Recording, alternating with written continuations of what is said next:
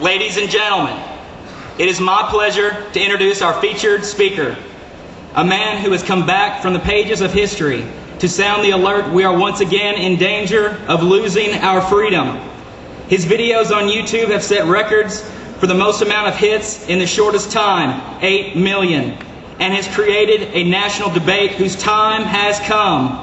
He wrote the pamphlet, Common Sense, that finally convinced colonial America to fight for independence. He was the first public advocate for women's rights. He was the first to write and speak out for the abolition of slavery. Now, there is sound historical evidence. He wrote the first draft of the Declaration of Independence. John Adams wrote, "It was the sword of Washington and the pen of Thomas Paine that won independence for America." He was a man on fire with passion for his country. He was the most outspoken of our founding fathers. As always, he's blunt, direct, and fearless in defending America's principles. Ladies and gentlemen, the man who first called our nation the United States of America, a man on a mission to restore common sense to our national character, Citizen Thomas Paine.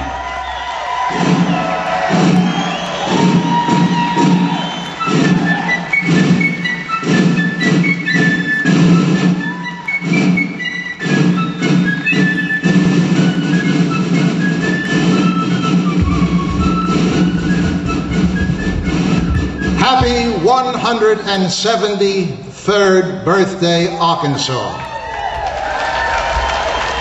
You don't look a day over 39.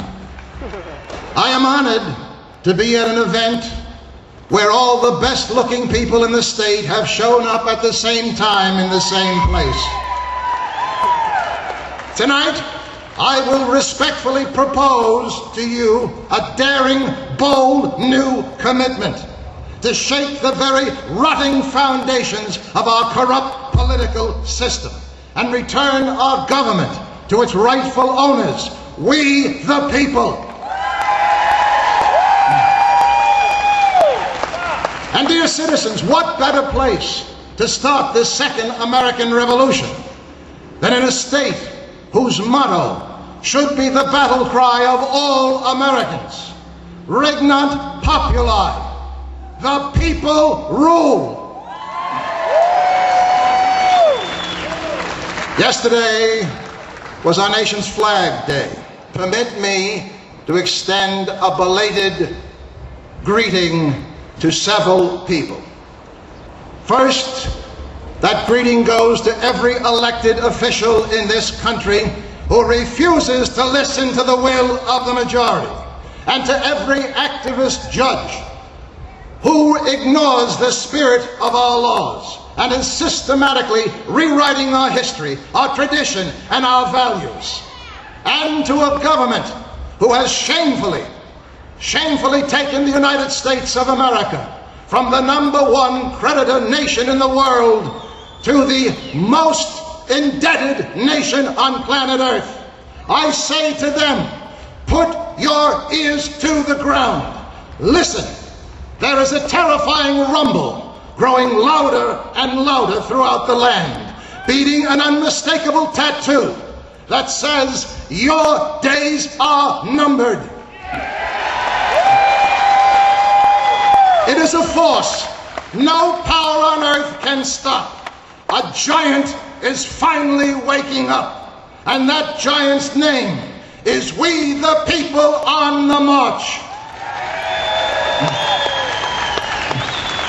You are not alone, Arkansas. You have stood up, and you, not your politicians, are making the difference. You are part of the greatest grassroots movement in the history of our country. 2 million of your brothers and sisters are likewise meeting on nights like this. From Missoula, Montana, down to the Mexican border, from California to New York, they are marching. They're rising above politics. They're rising above Republican, Democrat, right wing, left wing, and no wing. And they're marching as just Americans.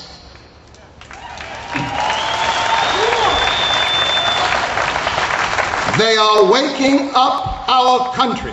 Are you aware? 4 states are now declaring their sovereignty because they want to do what the federal government will not do, and that is enforce their immigration laws now.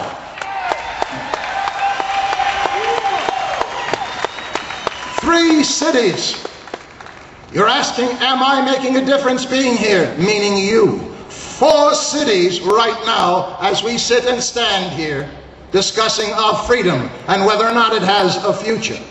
4 cities have declared they will not take the stimulus package and the state will take care of its own.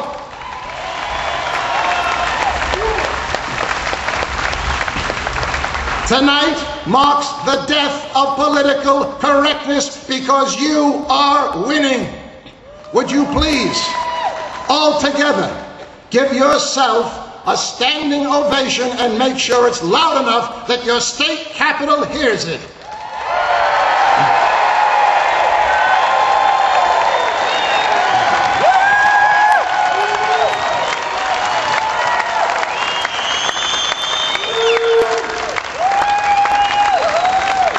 Good looking and loud. Thank you, Lord.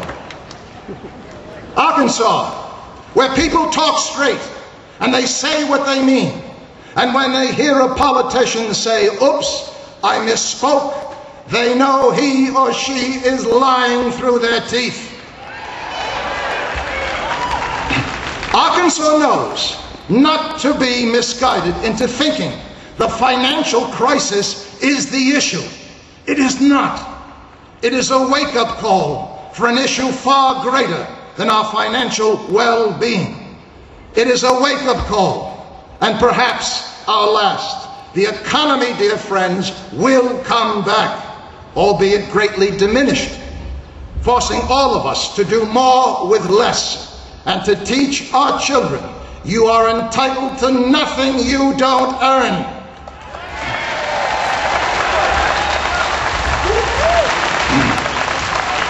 There is so much more at stake than our financial well-being. For what doth it profit a nation if it regain its economy but suffers the loss of its soul? The character of a nation. The character of a nation is not determined by what it gains, but by what it has lost. Our constitutional principles are routinely ignored. Your non-representing representatives have turned their back on the majority in the last 10 major issues addressing the United States of America. Effectively, America no longer has a representative democracy. It is government of the government, by the government, and for the government. Arkansas definitely knows when 100 senators and 435 representatives forget who their real employers are and refuse to read the largest spending bill in the history of history. It's time to downsize their arrogance, hand out the pink slips, and restore wisdom of our Constitution.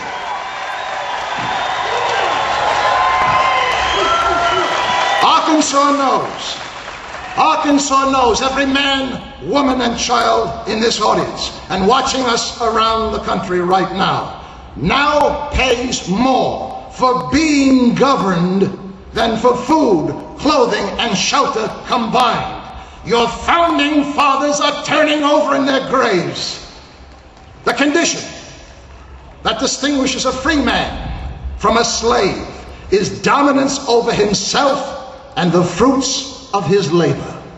By that definition, my fellow citizens, the American taxpayer has now officially become a ward of the government.